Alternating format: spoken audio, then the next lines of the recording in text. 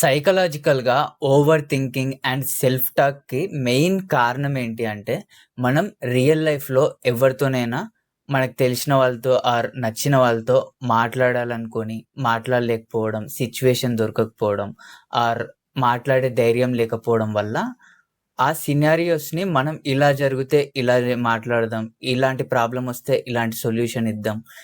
ఇలా అనుకోని అలా మెల్లమెల్లగా ఓవర్ థింకింగ్ అనేది పెరిగిపోతదనమాట.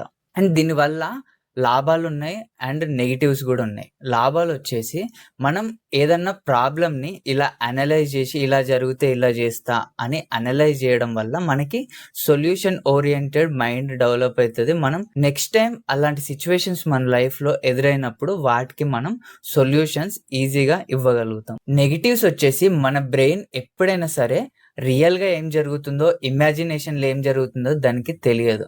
అది రెండిటిని సేమ్‌గా ఎమోషనల్‌గా అయితే ఫీల్ అవుతుంది.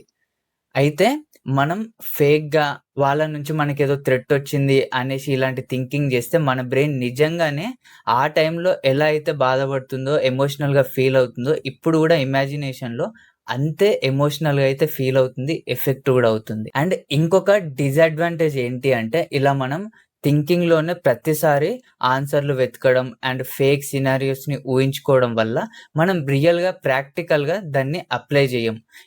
ఇలానే మనం దీనికి అలవాటు పడిపోయి దీనికే ఆనందపడిపోతామనమాట. ఆ సినారియోస్ జరిగిపోయినాయి. వాటికి మనం సొల్యూషన్ ఇచ్చేసినాము అని. కానీ ప్రాక్టికల్‌గా అప్లై చేయకపోవడం వల్ల అవి మనం మెల్లగా రియల్ లైఫ్‌కి దూరంగా ఉండిపోయి ఈ ఇమాజినేషన్‌లోనే బతకడం స్టార్ట్ చేసేస్తాం. దాంతో మనం రియల్ లైఫ్ ప్రాబ్లమ్స్‌ని ఎదుర్కోవడానికి చాలా ఇబ్బందులు పడతాం. అండ్ వాటిని ఇగ్నోర్ చేయడానికి ట్రై చేస్తాం. వాటికి కూడా ఆన్సర్స్ మళ్ళీ ఇమాజినేషన్‌లోనే ఇవ్వడానికి ట్రై చేసి ఇలా ఇమాజినేషన్ లూప్‌లో పడిపోయి జస్ట్ ఇంకా థింకింగ్‌లోనే బతికేస్తాం. ఈ ఓవర్ థింకింగ్ నుంచి ఓవర్‌కమ్ అవ్వాలి అంటే సొల్యూషన్స్ ఏంటి అంటే మన బ్రెయిన్ ఎప్పుడు ఏదో ఒకటి చెప్తూనే ఉంటుంది సినారియోస్.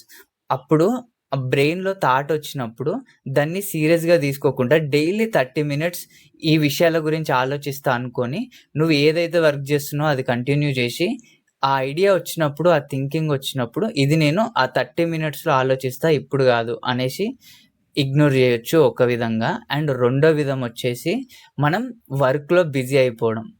మెయిన్‌గా మన బ్రెయిన్ ఖాళీగా ఉన్నప్పుడు ఏదేదో ఓవర్‌గా థింక్ చేస్తూ ఉంటది. మనం వర్క్‌లో ఆర్ ఏదో ఒక విషయంలో బిజీ అయినప్పుడు కొంచెం ఈ థింకింగ్ అనేది తగ్గుతది. అండ్ ఇంకొకటొచ్చేసి మనం మన ప్రాబ్లమ్స్‌ని మన ఓన్‌గా అనుకోకుండా థర్డ్ పర్సన్ లాగా డీల్ చేసినప్పుడు వాటికి ఎక్కువ అటాచ్ అవ్వం. అండ్ దానికి ఎగ్జాక్ట్‌గా ఏ అయితే సొల్యూషన్ ఇవ్వాలో ఇప్పుడు మన చేతిలో ఎంత వరకు ఉందో అంతే లాజికల్‌గా ఆన్సర్ ఇచ్చి ఆ లూప్ నుంచి బయటికి రావచ్చు.